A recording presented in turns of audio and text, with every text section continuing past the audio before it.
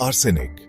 The limit for arsenic is indicated in the individual monographs in terms of parts per million.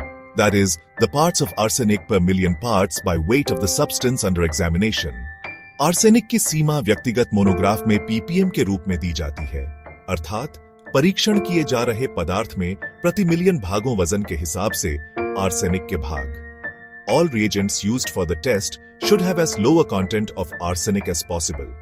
परीक्षण के लिए उपयोग किए गए सभी रिएजेंट्स में आर्सेनिक की मात्रा जितनी कम हो सके उतनी कम होनी चाहिए.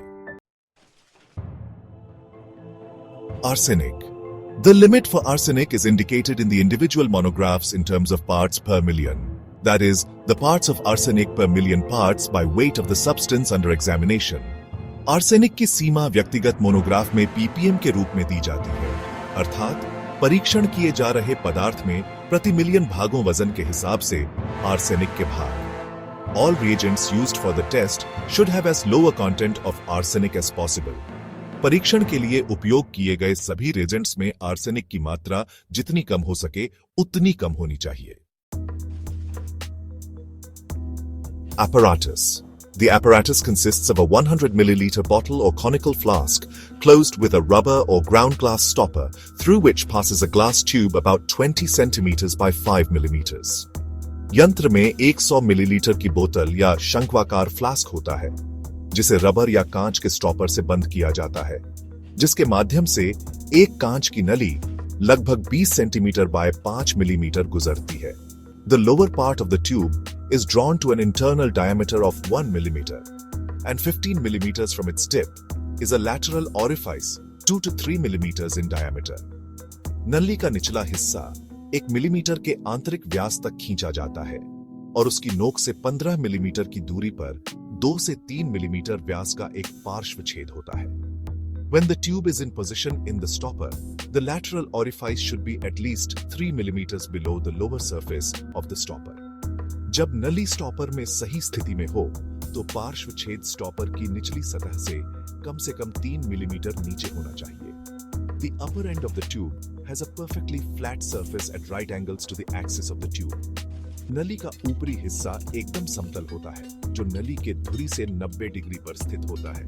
A second glass tube of the same internal diameter and 30 millimeters long with a similar flat surface is placed in contact with the first and is held in position by 2 spiral springs or clips. दूसरी कांच की नली, जो समान आंतरिक व्यास और 30 millimetre लंबी होती है, एक समान समतल सतह के साथ पहली नली के संपर्क में रखी जाती है और 2 सर्पिल स्प्रिंग्स या क्लिप्स से स्थिर की जाती है.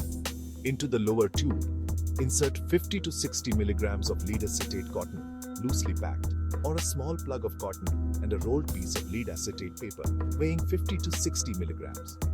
निचली नली में 50 से 60 मिलीग्राम लीड एसीटेट कॉटन, ढीला पैक किया हुआ या कॉटन का एक छोटा प्लग और 50 से 60 मिलीग्राम वजन वाला लीड एसीटेट पेपर का एक लुढ़ा हुआ टुकड़ा डालें. Between the flat surfaces of the tubes, place a disc or a small square of mercuric chloride paper, large enough to cover the orifice of the tube. नलियों की समतल सतहों के बीच पारा क्लोराइड पेपर का एक डिस्क या छोटा वर्ग रखें, जो नली के छेद को ढकने के लिए पर्याप्त बड़ा हो. Dimensions in millimeters. चित्र 2, 3.10-1- आर्सेनिक के लिमिट टेस्ट के लिए यंत्र. Method. Into the bottle or conical flask, introduce the test solution prepared as directed in the individual monograph ad, 5 milliliters of 1 m potassium iodide and 10 grams of zinc AST. बोतल या शंक्वाकार flask में व्यक्तिगत monograph के अनुसार तैयार किया गया परीक्षण समाधान डालें. 5 मिलीलीटर 1 m पोटेशियम आयोडाइड जोड़ें और 10 ग्राम जिंक AST जोड़ें.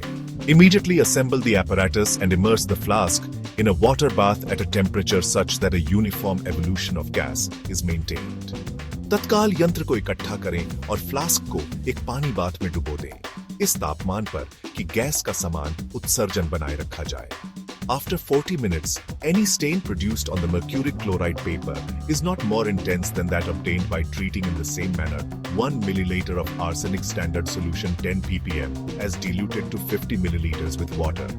40 मिनट के बाद पारा क्लोराइड पेपर पर उत्पन्न होने वाला कोई भी धब्बा उस धब्बे से अधिक तीव्र नहीं होना चाहिए जो 1 मिलीलीटर आर्सेनिक मानक समाधान 10 ppm एस को पानी में 50 मिलीलीटर तक पतला करके उसी तरह उपचारित करने पर प्राप्त होता है। Please like and subscribe to at Pharmaceutical Guyan.